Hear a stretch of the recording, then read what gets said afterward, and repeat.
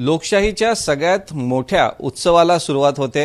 देशात लोकसभेचं इलेक्शन होऊ घातलेलं आहे। लोकसभेच्या इलेक्शनच्या तारखा डिक्लेअर झालेल्या आहेत। कुठल्या टप्प्यात कुठे कुठे मतदान होणार आहे ते डिक्लेअर झालेलं आहे। निकालाचा दिवस सुद्धा निश्चित आहे। परंतु या सर्व महाकुंभाचं आयोजन ज्या निवडणूक आयोगाकडे आहे त्यांच्याकडे सुद्धा सगळ्या देशवासियांचं लक्ष लागलेलं आहे, लोकप्रतिनिधींचं लक्ष लागलेलं आहे। माझ्यासोबत राज्याचे प्रधान सचिव आणि मुख्य निवडणूक अधिकारी एस चोकलिंगम सर आहेत। सर, तुमचं खूप खूप स्वागत एबीपी माझावरती। लोकशाहीच्या सगळ्यात मोठ्या उत्सवाची तयारी कशा पद्धतीने सुरू आहे महाराष्ट्र राज्यात? आपल्या सर्वांना माहिती आहे की सेंट्रल इलेक्शन कमिशन भारत निवडणूक आयोगाच्या मार्फत पूर्ण देशामध्ये निवडणूक घेण्यात येते आणि स्टेटमध्ये चीफ इलेक्टरल ऑफिसर म्हणजे माझ्या कार्यालय मार्फत हे करण्यात येते।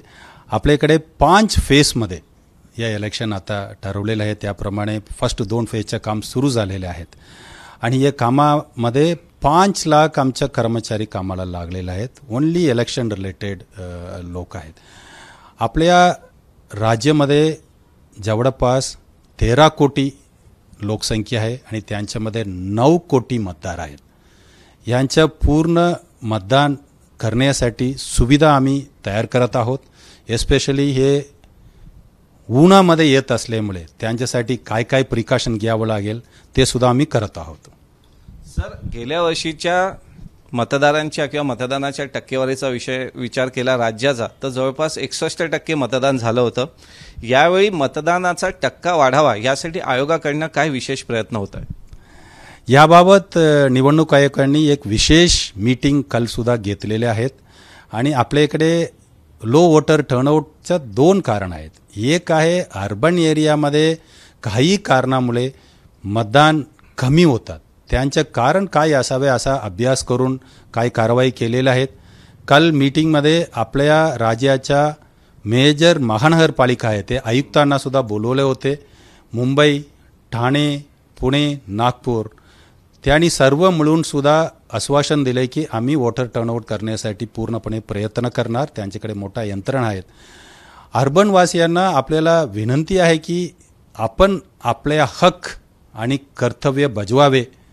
आपल्याला कसा शासन लागेल त्याप्रमाणे आपण मतदान करावे। हे आपल्याला मोठा संधी आहे। प्रत्येक फक्त 5 वर्षाला एक वेळ मिळणारे संधी आहे, ते आपण मिस करू नये, आपण करावे आणि आपल्याला विनंती आहेत। त्यासाठी एक मोठा निर्णय इलेक्शन कमिशनने घेतला आहे। यावेळी मोठा हायराईज बिल्डिंग आहेत, तसेच हाऊसिंग सोसायटीज आहेत, त्या ठिकाणी त्यांच्या कार्यक्षेत्रामध्येच आपण मतदान केंद्र उघडायला इलेक्शन कमिशनने परवानगी दिली आणि त्याप्रमाणे देशामध्ये हायेस्ट 150 मतदान केंद्र आपण हाऊसिंग सोसायटीज आणि हायराईज बिल्डिंगमध्ये उघडलेले आहेत आणि आपल्याला सहमती घेऊन आणखीन जास्त उघडणार आहे, पण ते पुढच्या इलेक्शनसाठी होतील। या वेळामध्ये 150 ठिकाणी आपण मतदान केंद्र उघडलेलं आहे। नक्कीच, म्हणजे जे ज्येष्ठ नागरिक आहेत जे आपल्या जागेवरनं जाऊ शकत नाहीत मतदान केंद्रापर्यंत त्यांच्यासाठी ही बाब नक्कीच खूप फायदेशीर ठरणार आहे। तुम्ही मेट्रो सिटीजचं बोललात।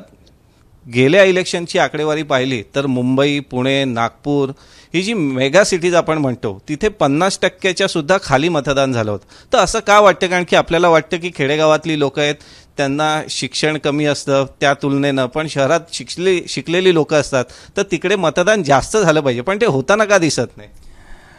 आपल्याला 2-3 कारण आहे त्यांच्यामध्ये। एक कारण आहे की ते अर्बन एरियामध्ये मतदान रूरल एरियामध्ये थोडा इझी पडतात की कुठे मतदान केंद्र आहे इझिली समजतात, म्हणजे अर्बन एरियामध्ये कुठे आहे ते कळायला त्यांना अडचण असू शकतात। त्यासाठी आम्ही विशेष काळजी घेतलेल्या आहेत।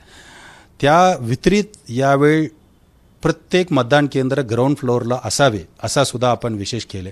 आपण ज्येष्ठ नागरिक बाबत उल्लेख केले, तसेच आपल्या दिव्यांग व्यक्ती आहे त्यासाठी यावेळी इलेक्शन कमिशनने एक विशेष सवलत उपलब्ध करून दिलेला आहे की आपण गृह मतदानाच्या संधी उपलब्ध करून घेऊ शकतात। म्हणजे आपण 85 वयापेक्षा जास्त असेल, तसेच आपल्याला दिव्यांग असेल 40% जास्त आपल्या दिव्यांगत्व असेल, आपण घरी मतदान करू शकतो, ते सुद्धा आपण उपलब्ध करून दिलेलं आहे। पण आपण मोठा प्रश्न विचारत आहे की अर्बन एरियामध्ये का कमी आहेत? आपण हे मोठा अभ्यास करण्यासारखे विषय आहे, ते आम्ही एक अभ्यास करून त्यांना कसा सुविधा वाढवून देता येईल एक विषय आहे की त्यांच्या एरियापासून फार लांब जाण्याचे इच्छुक नसणे, त्या एरियामध्ये करू शकतो का असा आपण विचार करत आहेत. परंतु आपण मतदान दिले नाही दिले त्यांच्यामध्ये काही इफेक्ट असणार तसा शंका असावे लोकांच्या मनामध्ये. ते शंका सोडून आपल्या प्रत्येक मतदानाचं महत्त्व फार मोठं आहे हे समजून घेऊन प्रत्येकाने मतदानाला यायला पाहिजे असा विनंती आहे. सर, दुसरं आव्हान एक असतं की आचारसंहितेचं काटेकोरपणे पालन व्हायला पाहिजे. जितकी जबाबदारी सर्वसामान्य नागरिकांची असते त्यापेक्षा जास्त जे उमेदवार असतात, जे सध्या लोकप्रतिनिधी आहेत, त्यांच्यावर सुद्धा तितकी जास्त जबाबदारी असते. पण सर, दुर्दैवानं ही गोष्ट कुठेतरी पाळताना आपल्याला दिसत नाही की लोकप्रतिनिधींकडूनच बऱ्याचदा जाणून किंवा अजाणतेपणे आचारसंहितेचं उल्लंघन होत असतं. आचारसंहिता डिक्लेअर झाल्यापासून आपण 2-3 काम केलेलं आहेत. सर्व संबंधित पॉलिटिकल पार्टींच्या मीटिंग घेतल्या आणि त्यांना काय करू काय करू नये असा त्यांना स्पष्ट सूचना दिलेल्या आहेत. आणि त्यांनी कुठल्याही विषयाबाबत बोलताना वैयक्तिक काही टीका करू नये. इतरांच्या कार्यक्रमाबाबत, त्यांच्या घोषणाबाबत त्यांनी काय करू शकतात त्याबाबत बोलावे, वैयक्तिक टीका करू नये असं आपण स्पष्ट सूचना इलेक्शन कमिशनने दिलेल्या आहेत. या व्यतिरिक्त गव्हर्नमेंटच्या मेशनरी काही मिसयूज होऊ नये म्हणून सर्व विषय आपण हातात घेतले आणि त्यांच्याबाबत व्हायलेशन होत नाही असं आम्ही काळजी घेतो. पण महत्त्वाचा हे विषय आहे की election commission of India, Bharat निवडणूक आयोगाला वाटतं याला सिटिझनचा विजिल असणे गरजेचे आहेत. म्हणून सी विजिल म्हणून एक ॲप सुरू झालेलं आहे आणि त्यांच्यामध्ये प्रत्येक नागरिकांनी, प्रत्येक मतदारांनी ते सी विजिलचं ॲप्लिकेशन डाउनलोड करू शकतात आणि डाउनलोड करून त्यांनी फोटो काढायचं काही व्हायलेशन दिसत असेल आणि ते फोटो जिओ टॅगिंगसह कॅप्चर होतात आणि आम्हाला रिपोर्ट होतात. आम्हाला स्पष्ट सूचना आहेत 100 मिनिटाच्या आत त्यांचे डिस्पोजल करावे. आम्ही 100 मिनिटाच्या आत डिस्पोज करतो, 80% डिस्पोज करतो. काही ते आणखीन 1-2 तास लागतात, परंतु आम्ही 100% डिस्पोज केलेले आहेत. काही तक्रार असेल तर आम्ही कारवाई करतो. भरपूर तक्रार बरोबर असतात आणि त्यांच्यावर कारवाई करतो. आवश्यक असेल तर FIR करतो. कुठे एक्सपेंडिचर रिलेटेड असेल तर आम्ही एक्सपेंडिचरमध्ये नोंदवतो. यांचं आचारसंहितेचं काटेकोर पालन करण्याबाबत भारत निवडणूक आयोग, आमचं कार्यालय तसेच जिल्हा निवडणूक अधिकारी पूर्णपणे काम करत आहेत. आम्ही स्ट्रिक्टली इम्प्लिमेंट करणार त्यांच्या. सर, एक आणखीन प्रश्न होता की खर्चाचा एक मुद्दा असतो. प्रत्येक उमेदवाराला एक सर्टन अमाऊंटची कॅप असते, लिमिट असतं, त्याच्यावरती खर्च करू नये. गेल्या वेळी काही लोकप्रतिनिधींची तक्रार होती की ही खूप कमी आहे, त्यानंतर ती वाढवूनही देण्यात आली. परंतु तरी हा जो खर्च असतो आणि ॲक्च्युअलमध्ये जो खर्च होतो त्याचं ताळमेळ कधीच लागताना आपल्याला पाहायला मिळत नाही. भारत निवडणूक आयोगाने यांचा पूर्ण अभ्यास करून आता त्यांचं वाढवून दिलेलं आहे. लोकसभा निवडणुकीसाठी 95 लाख आता लिमिट दिलेलं आहे आणि यांचं अभ्यास करून हे रेट ठरवलेलं आहे पुरेसा असणार म्हणून. यांचं आताच खर्च होणे अपेक्षित आहेत आणि यांचं प्रत्येक 3 दिवसात रिपोर्ट उमेदवारच्या मार्फत किंवा त्यांच्या कॅन्डिडेट मार्फत कलेक्टर ऑफिसला म्हणजे जिल्हा निवडणूक अधिकाऱ्याकडे सादर करण्यात येतात. या व्यतिरिक्त आमच्या टीम त्यांच्या मोठा मीटिंग होत आहे, त्या ठिकाणी आमच्या टीम उपस्थित राहतात, व्हिडिओ फोटोग्राफी करतात आणि त्यामार्फत निवडणूक निरीक्षक आपल्याकडे आहेत आणि परराज्यातून सुद्धा केंद्र सरकारकडून सुद्धा निवडणूक निरीक्षक येतात, खर्च निरीक्षक येतात. खर्च निरीक्षक सुद्धा हे तपासून एक शॅडो रजिस्टर ठेवण्यात येते, त्यांचे क्लेम किती आणि आपल्या असेसमेंटप्रमाणे किती ते सुद्धा आम्ही व्हेरीफाय करतो. आणि खर्च निवडणूक आयोगाने दिलेल्याप्रमाणे जास्त झाले ते त्यांच्या निवडमध्ये बाधा होऊ शकतात, ते सर्वांच्या निदर्शनात आणून दिलेले आहेत. त्यांच्या काटेकोरपणे आम्ही पालन करत आहोत. इलेक्शन कमिशन आलं म्हणजे निवडणूक आली की EVM हा एक मुद्दा प्रत्येकाकडे असतो. विरोधक त्याचा आपल्या परीने वापर करत असतात. लोकप्रतिनिधी जे सत्तेत असतात ते त्याचं नेहमी समर्थन करतात, पण ते तिकडे गेल्यावर त्यांची भूमिका बदलते. पण सर्वसामान्य जो मतदार असतो त्याच्यासाठी तुम्ही कशा पद्धतीने सांगाल की EVM हे बॅलेटपेक्षा का चांगलं आहे आणि व्हीव्हीपॅटचा जो सुद्धा मुद्दा जो सुरू आहे त्याबद्दल सर थोडक्यात सांगा. EVM आपल्याला काही शंका असेल तर 2-3 विषय मी आपल्याला क्लिअरली सांगतो. टेक्निकली ते कसा हॅकिंग करू शकत नाही आणि प्रॅक्टिकली सुद्धा प्रशासकीय कारवाई काय केलेल्या आहेत.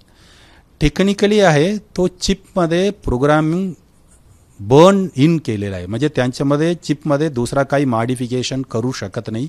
एक वेळ मॅन्युफॅक्चरर तयार करताना काही प्रोग्रामिंग करतात तेच असू शकतात. त्याला वायफाय कनेक्शन नाही, ब्लूटूथ नाही आहे, लॅन कनेक्शन देऊ शकत नाही. कुठले कनेक्शन मार्फत तिथे असलेले प्रोग्रामिंग बदलू शकत नाही, एक विषय. दुसरा विषय आहे की कोणी त्याला उघडून काय करायला प्रयत्न केले, EVMच्या उघडायला प्रयत्न केले, ते लॉक होऊन जातात, फॅक्टरी लॉक होऊन जातात, बंद होतात. दुसरा कोणीही रिपेअर करू शकत, ते फॅक्टरीला परत पाठवा लागते. तो दुसरा विषय. टेक्निकली हे दोन्ही महत्त्वाचे विषय आहे. प्रॅक्टिकली काय करतो ॲडमिनिस्ट्रेटिव्ह विषय म्हणून आपण हे चेक करताना first level checking, second level checking हे सर्व करतो. ते करताना आपण सर्व पॉलिटिकल पार्टीजना बोलवतो आणि त्यांच्या समोर आम्ही चेक करून दाखवतो. 100 वोट टाकून बघतो मी, ABCD उमेदवार लावून यांना एवढं वोट दिलं, यांना एवढं वोट दिलं, बरोबर आले का बघा आपल्या समोर करतो. नंतर मतदारांच्या सुद्धा हे सर्व यादी लावून सर्वांच्या समोर चेक करतो.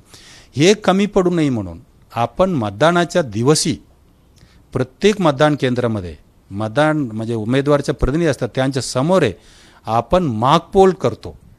प्रत्येकांना एक नंबरचा वोट देऊन ते आपण चेक करून घेतो, आपण पाहून घ्यावं म्हणून. नंतर क्लिअर करून सुरू करतो. परंतु लोकांच्या मनामध्ये असं एक शंका होते की मी प्रेस केले त्यांनाच मतदान गेले का नाही आम्हाला दिसत नाही. तर भारत निवडणूक आयोगाने त्यासाठी VVPAT आणले, paper audit trail, voter verifiable paper audit trail. तुम्ही प्रेस केल्यानंतर ते प्रिंट होतात आणि आपल्या समोरे 2 सेकंड दिसतात, आपण पाहू शकतात आपण प्रेस केलेले उमेदवारांना मिळाले का नाही ते आपण घेतो आणि ते पाहू शकतात, आपण ठेवतो.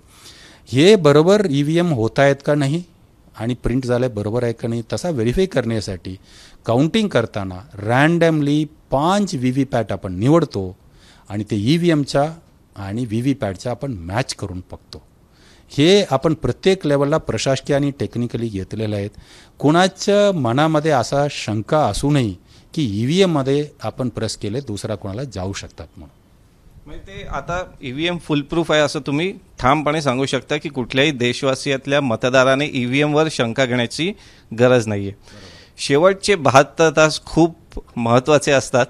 त्याची तयारी कशा पद्धतीने, किती अधिकारी आहेत, पोलीस यंत्रणा आणि पहिल्या टप्प्यासाठी जे मतदान होतंय त्याची कशा पद्धतीने तयारी?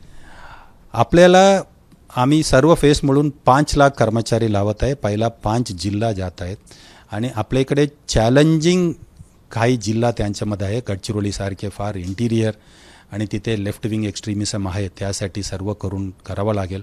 त्यांच्यासाठी पुरेसा सेंट्रल आर्म्ड पोलीस फोर्स, तो BSF असो, CRPF असो, सर्व इलेक्शन कमिशननी पुरेसा उपलब्ध करून दिलेला आहे. गडचिरोलीमध्ये काही ठिकाणी बाय रोड जाणे अवघड असल्यामुळे चापरचा वापर, हेलिकॉप्टरचा वापर करण्यात येतील. त्यांच्या पूर्ण तयारी झालेल्या आहेत आणि कॅम्पेनिंगसुद्धा फार आता स्ट्रॉंगली सुरू झालेलं आहेत. आपल्याला विनंती आहे की आपण कुठल्याही विषयाला न घाबरता, उन्हाच्या सुद्धा न घाबरता आपण पुढे यावे आणि मतदानाच्या टक्केवारी. महाराष्ट्रामध्ये एक चांगला एक गोष्ट आहे, कधी इलेक्शनमध्ये हिंसा, बूथ कॅप्चरिंग असं काही होत नाही. Very peaceful election. Maharashtra is non for that. आपल्याला एकच आहे, आपल्या मतदानाच्या टक्केवारी नॅशनल ॲव्हरेजपेक्षा कमी आहे. आपण 61ला आहेत, नॅशनल ॲव्हरेज 67 आहेत. आपल्याला विनंती आहे आपण नॅशनल ॲव्हरेजपेक्षा हायेस्ट असायला पाहिजे.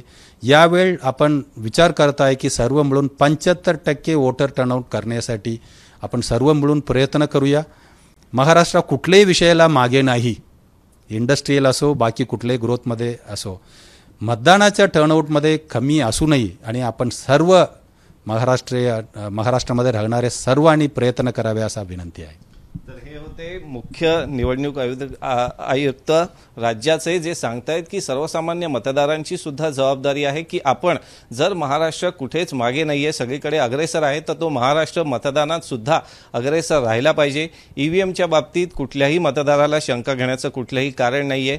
निवडणुकींच्या काळात जर कुणालाही तक्रार असेल आचारसंहितेच्या बाबतीत किंवा अन्य, तर त्यासाठी निवडणूक आयोगानं एक स्वतंत्र असं ॲप तयार केलेलं आहे. तिथं सर्वसामान्य नागरिक आपली तक्रार नोंदवू शकतो आणि त्याचं 100 तासाच्या आत निवारण केलं जाईल असं सुद्धा आयोगाच्या वतीनं स्पष्ट करण्यात आलेलं आहे। त्यामुळे यंदाची निवडणूक ही नेहमीप्रमाणेच योग्य रीतीने पार पडेल यासाठी निवडणूक आयोग पूर्णपणे सज्ज आहे। आता मतदार राजावर जबाबदारी आहे की त्याने सुद्धा मतदानाच्या दिवशी आपल्या घरातनं बाहेर पडून आपला जो मूलभूत मतदानाचा अधिकार आहे तो सुद्धा तितक्याच प्रामाणिकपणे बजावण्याची गरज आहे।